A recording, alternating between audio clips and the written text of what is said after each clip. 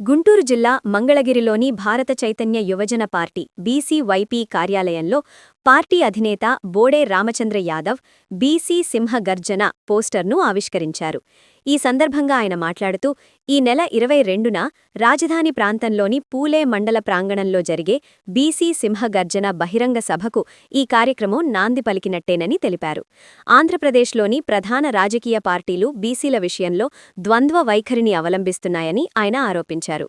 ప్రతిపక్షంలో ఒక విధంగా, అధికారంలో మరో విధంగా బీసీలను మోసం చేస్తూ వస్తున్నారని విమర్శించారు. దశాబ్దాలుగా బీసీలను వంచడం, అణచివేయడం తప్ప వారికి న్యాయం చేసిన పార్టీ ఒక్కటైనా లేదని పేర్కొన్నారు. బీసీల సమస్యలపై గత డిసెంబర్ 11న బీసీ సంఘాలు, బీసీ నాయకులతో కలిసి బీసీ మహాసదస్సు నిర్వహించి స్పష్టమైన డిమాండ్లను ప్రకటించామని తెలిపారు. ఆ దిశగా కార్యాచరణ కొనసాగుతోందని చెప్పారు. ఫిబ్రవరి 22న జరిగే బీసీ సింహగర్జన సభ ద్వారా బీసీల్లో చైతన్యం, ఐక్యత, ఆత్మగౌరవం మరియు అధికార సాధన లక్ష్యంగా ముందుకు సాగుతున్నామని రామచంద్ర యాదవ్ స్పష్టం చేశారు. రాష్ట్ర వ్యాప్తంగా ఉన్న కోట్లాది బీసీలతో బీసీ సింహగర్జన సభను ఏర్పాటు చేస్తున్నామని తెలిపారు. చారిత్రాత్మకంగా శ్రీకృష్ణ జాంబవతుల కళ్యాణ మహోత్సవం నిర్వహిస్తున్నామని అన్నారు. ఈ కళ్యాణ మహోత్సవంలో యాదవ సామాజిక వర్గ దంపతులతో పాటు మాదిగ సామాజిక వర్గ దంపతులతో కళ్యాణ పట్టు వస్త్రాలను అందించే ఏర్పాటు చేస్తున్నామని తెలిపారు.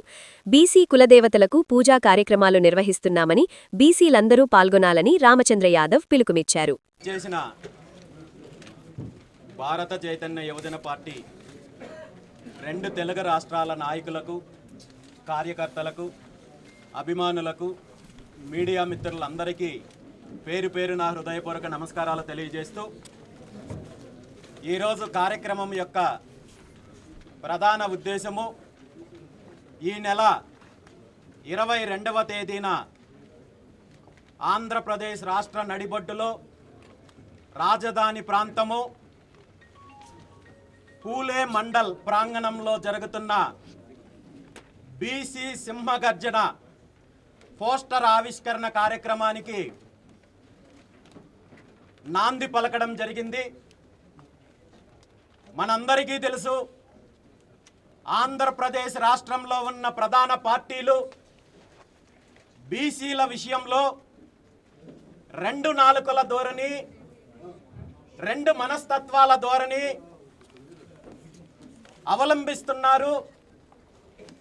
ప్రతిపక్షంలో ఉన్నప్పుడు ఒక రకంగా, అధికారంలోకి వచ్చిన తర్వాత మరో రకంగా బీసీల విషయంలో ప్రవర్తించే ప్రధాన పార్టీలు ఏవైతే ఉన్నాయో, ఇప్పుడున్న అధికార తెలుగుదేశం పార్టీ కావచ్చు, ప్రతిపక్షం అని చెప్పుకుంటున్న వైఎస్ఆర్ కాంగ్రెస్ పార్టీ కావచ్చు, అంతకుముందున్న కాంగ్రెస్ పార్టీ కావచ్చు, దశాబ్దాల కాలం నుండి ఆంధ్రప్రదేశ్ రాష్ట్రం ఏర్పడినప్పటి నుండి రాష్ట్రం విడిపోయిన తర్వాత పూర్తి స్థాయిలో బీసీలను వంచే కార్యక్రమం జరిగింది, మోసం చేసే కార్యక్రమం జరిగింది, అణచివేసే కార్యక్రమం జరిగింది తప్ప ఏ ఒక్క అంశంలోనూ బీసీలకు వెన్నుదన్నగా నిలిచిన పాపాన పోలేదు అనేది ఈరోజు ఈ రాష్ట్రంలో ఉన్న 50% పైగా ఉన్న బీసీలు గుర్తించారనే విషయాన్ని సందర్భంగా తెలియజేస్తూ,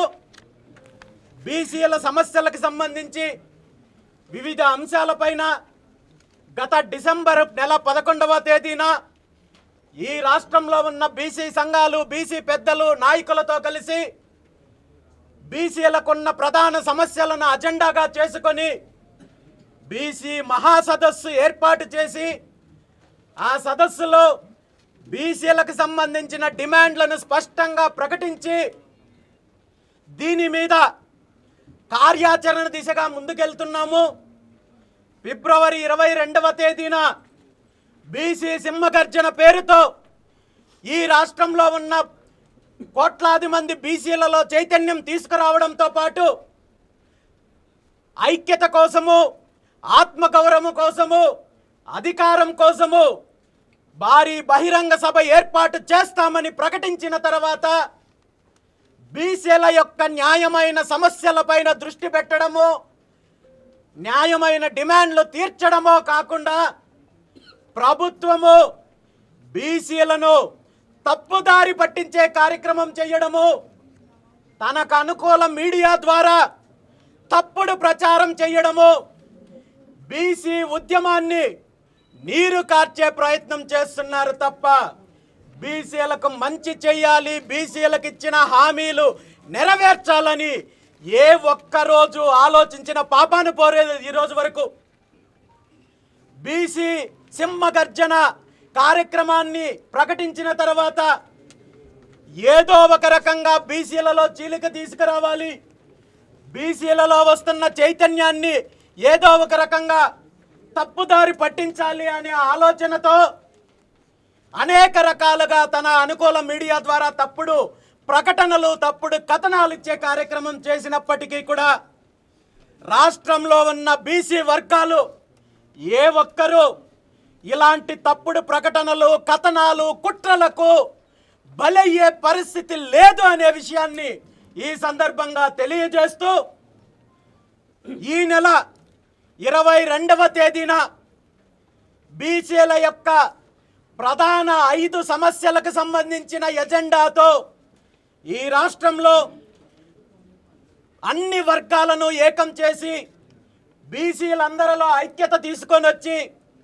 లక్షలాది మందితో భారీ బహిరంగ సభ ఏర్పాటు చేయడానికి బీసీవై పార్టీ నిర్ణయం తీసుకుందనే విషయాన్ని ఈ సందర్భంగా తెలియజేస్తూ ఈ సమావేశము, ఈ బహిరంగ సభ యొక్క ప్రధాన ఉద్దేశము, ప్రధాన ఎజెండా ఏంటంటే గత అనేక దశాబ్దాల కాలం నుండి ఏ ప్రభుత్వము అధికారంలో ఉన్నా, ఏ పార్టీ అధికారంలో ఉన్నా బీసీలు టార్గెట్ చేసుకొని దాడులు జరుగుతున్నాయి, హత్యలు జరుగుతున్నాయి, కుట్రలు జరుగుతున్నాయి, అణచివేతకు గురవుతున్నారు. కాబట్టి బీసీలకు మేము అధికారంలోకి వస్తే రక్షణ చట్టం తీసుకొని వస్తామని చెప్పి హామీ ఇచ్చిన ముఖ్యమంత్రి చంద్రబాబు నాయుడు గారు తాను అధికారంలోకి వచ్చిన 20 కనీసం ఆ ప్రస్తావన కూడా తీసుకొని వచ్చే ప్రయత్నం చెయ్యకపోగా పూర్తిగా బీసీల పైన దాడులు జరుగుతుంటే కనీసం జరిగిన దాడులకు, జరుగుతున్న హత్యల పైన కనీస స్పందన లేకుండా, చర్యలు లేకుండా బీసీలను వంచే కార్యక్రమం జరుగుతోంది. కాబట్టి బీసీలకు రక్షణ చట్టాన్ని తీసుకురావాలని చెప్పి డిమాండ్ చేస్తూ గతంలో అనేక వేదికల్లో, సమావేశాల్లో డిమాండ్ చేయడం జరిగింది. అయినప్పటికీ కూడా ప్రభుత్వం పట్టించుకోలేదు. కాబట్టి ఈ బీసీ సింహగర్జనలో మొదటి డిమాండు బీసీలకు వెంటనే రక్షణ చట్టం అమలు చేయాలని చెప్పి డిమాండ్ చేస్తున్నాం. అదేవిధంగా రాజధాని ప్రాంతంలో గత 10 సంవత్సరాల నుండి ఇప్పటికే 33,000 ఎకరాలు భూములు సేకరించారు. ఇప్పుడు మళ్ళీ 2వ దశ భూములు సేకరిస్తున్నారు. మళ్ళీ 3వ దశ భూముల సేకరణ ఉంటుందంటున్నారు. అంటే 70,000 ఎకరాలకు పైగా రాజధాని పేరు చెప్పి, నిర్మాణం పేరు చెప్పి భూసేకరణ కార్యక్రమం చేపట్టి ఇలా సేకరించిన భూమిని ముఖ్యమంత్రి చంద్రబాబు నాయుడు గారు తన కుటుంబ సభ్యులకు, తన బినామీ కంపెనీలకు, తన అవినీతి కంపెనీలకు, తన ఎవరైతే తన కోటరీలో ఉన్న వాళ్ళకి అప్పనంగా కట్టబెట్టే ప్రయత్నం జరుగుతోంది. కాబట్టి ఈ రాజధాని ప్రాంతంలో, ఈ రాష్ట్రంలో 50% పైగా ఉన్న బీసీల యొక్క వాటా ఏంటి అని ప్రశ్నించడానికి ప్రధాన ఎజెండాగా రాజధాని ప్రాంతంలో కనీసము 1000 ఎకరాలు బీసీల కోసం కేటాయించి ప్రతి కులానికి సంబంధించిన భవనాలు నిర్మించడంతో పాటు రాబోయే రోజుల్లో భవిష్యత్తు తరాలకు అభివృద్ధి పరంగా కావచ్చు, బీసీ పెట్టుబడిదారులకు కావచ్చు, బీసీ పారిశ్రామికవేత్తలకు కావచ్చు భూములు కేటాయించే డిమాండ్ని ఈరోజు ముందుకు తీసుకొస్తున్నాము.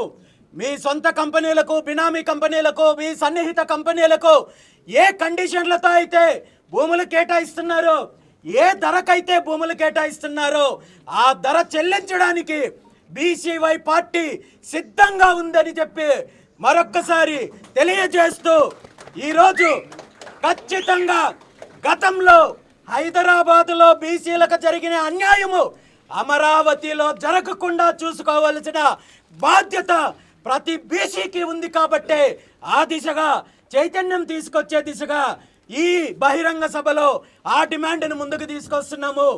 దాంతోపాటు గత అనేక సంవత్సరాల నుండి పెండింగ్లో ఉన్న సమగ్ర కులగణన చేపట్టి ఈ రాష్ట్రంలో రాష్ట్ర ప్రభుత్వ ఆధ్వర్యంలో సమగ్ర కులగణన చేపట్టి గత 1984 నుండి బీసీలకు విద్యా ఉద్యోగ స్థానిక సంస్థల్లో రిజర్వేషన్లు పెంచుతామని చెప్పి తప్పుడు హామీలు ఇచ్చి అధికారంలోకి వచ్చిన తరువాత కనీసము ఆ దిశగా ఆలోచన చేయని ప్రభుత్వాలకు పార్టీలకు ఈరోజు బీసీవై పార్టీ తరపున అల్టిమేటం జారీ చేస్తున్నాము.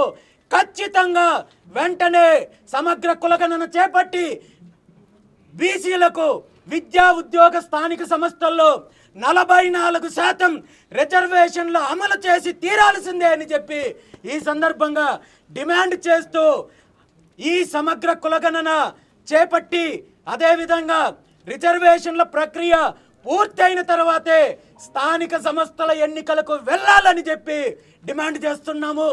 దాంతోపాటు బీసీలకు సంబంధించి అభివృద్ధికి సంబంధించి బీసీల యొక్క కార్పొరేషన్లకు వెంటనే నిధులు విడుదల చేయాలి.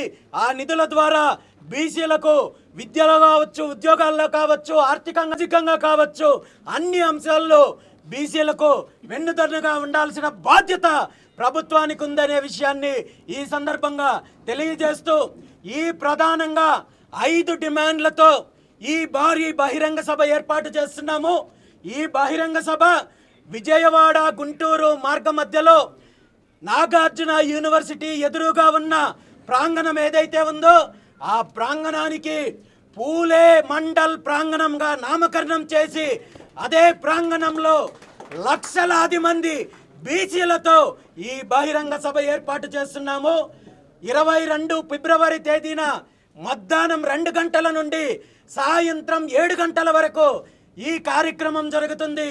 ఈ కార్యక్రమంలో మొదటిసారిగా బీసీలకు సంబంధించిన సమస్యలపైన సాంస్కృతిక కార్యక్రమాలతో పాటు బీసీ కులాలకు సంబంధించిన దేవతలు ఎవరైతే ఉన్నారో, కులదేవతలు ఎవరైతే ఉన్నారో వాళ్ళందరికీ కూడా పూజా ఆరాధన కార్యక్రమం నిర్వహించే కార్యక్రమం కూడా ఉంటుంది.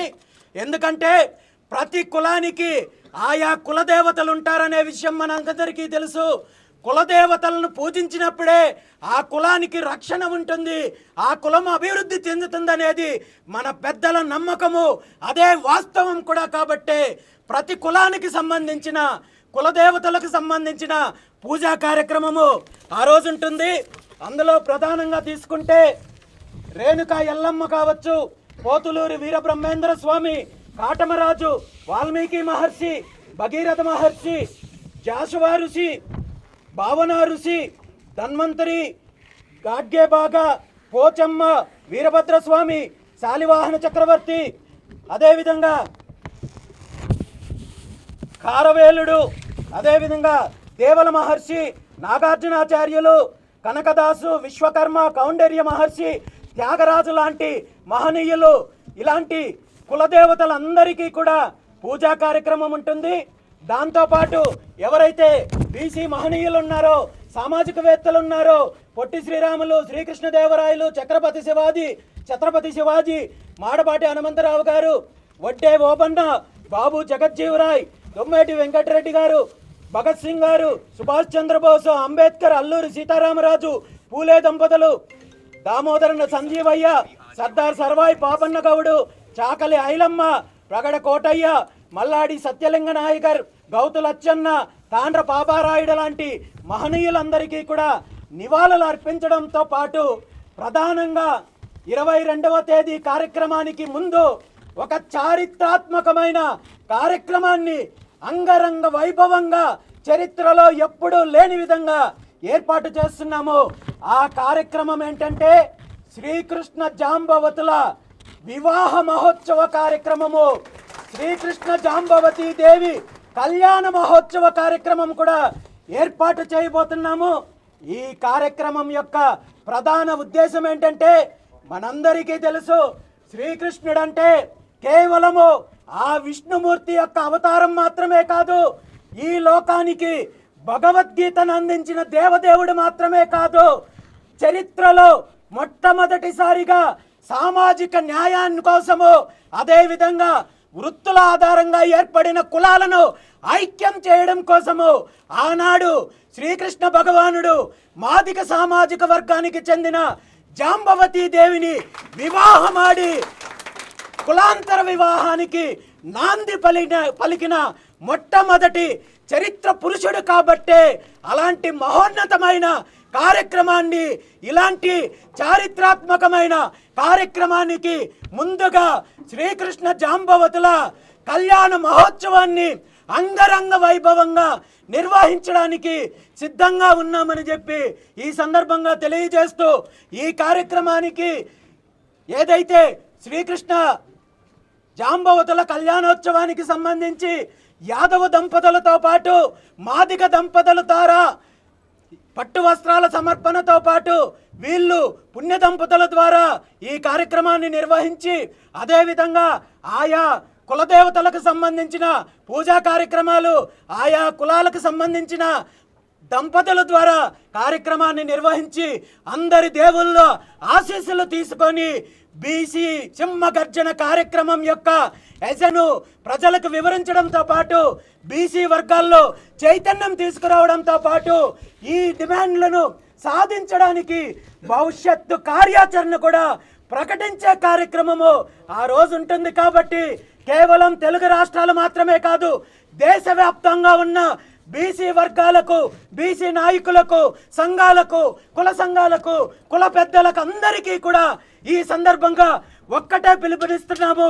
ఇప్పటి వరకు వంచనకు గురయ్యాము, అణిచివేతకు గురయ్యాము. మన హక్కుల కోసము, మన డిమాండ్ల కోసము తరతరాలుగా, దశాబ్దాల కాలంగా పోరాటం చేస్తున్నప్పటికీ కూడా ఈ పార్టీలు మనల్ని వంచే కార్యక్రమం చేస్తున్నారు, అనగదొక్కే కార్యక్రమం చేస్తున్నారు. మనలో ఉన్న ఐకమత్యాన్ని విడగొట్టి మనల్ని బలహీనపరిచే కార్యక్రమం చేస్తున్నారు. కాబట్టి బీసీల యొక్క ఉద్యమము మరో రూపంతో మరో అడుగు ముందుకు వేసి ఇది ఉద్యమం దిశగా నాంది పలకడానికి ఈ కార్యక్రమాన్ని ప్రతి ఒక్కరూ కూడా బాధ్యతగా తీసుకొని ప్రతి ఒక్కరూ హాజరయ్యి భవిష్యత్తు తరాలకు ఒక సరికొత్త చరిత్రను సృష్టించే విధంగా ఈ రాష్ట్రంలో ఉన్న బీసీలందరినీ ఏకం చేసి ఐక్యత కోసము, అధికారం కోసము, ఆత్మ గౌరవం కోసము మనందరం కూడా కలిసి నడవాల్సిన బాధ్యత, ఆ చారిత్రాత్మకమైన అవసరం ఇప్పుడు వచ్చిందని చెప్పి తెలియజేస్తూ 79 సంవత్సరాల భారతదేశ స్వతంత్ర భారతదేశ చరిత్రలో ఎవరికైనా స్వతంత్రం వచ్చిందేమో కానీ ఈ దేశంలో ఉన్న బీసీలకు రాజకీయంగా కానీ, ఆర్థికంగా కానీ, సామాజికంగా కానీ స్వతంత్రం రాలేదు, అణచివేతకు గురవుతున్నాం. కాబట్టి ఈరోజు బీసీ ప్రతి ఒక్క బిడ్డకి, బీసీ యువకుడికి, బీసీ యువతకి ప్రతి ఒక్కరికి పిలుపునిస్తున్నాను. దేశ స్వతంత్ర పోరాటంలో పాల్గొనే అవకాశము ఈ తరానికి రాలేదు, కానీ ఈరోజు బీసీల కోసం జరిగే స్వతంత్ర పోరాటంలో పాల్గొనే అవకాశం ప్రతి ఒక్కరికి వచ్చింది. దాన్ని బాధ్యతగా తీసుకొని మనము కలిసి నడుద్దాము, మన హక్కులను సాధిద్దాం, మన డిమాండ్లను సాధిద్దాము. బీసీల యొక్క శకానికి నాంది పలికే మహోన్నతమైన కార్యక్రమానికి ప్రతి ఒక్కరూ సహకరించారని చెప్పి ఈ సందర్భంగా కోరుకుంటూ ఈరోజు ఈ పోస్టర్ ఆవిష్కరణ కార్యక్రమానికి విచ్చేసిన ప్రతి ఒక్కరికి కూడా ధన్యవాదాలు తెలియజేస్తూ సెలవు తీసుకుంటున్నాను. జై హింద్, జై బీసీ.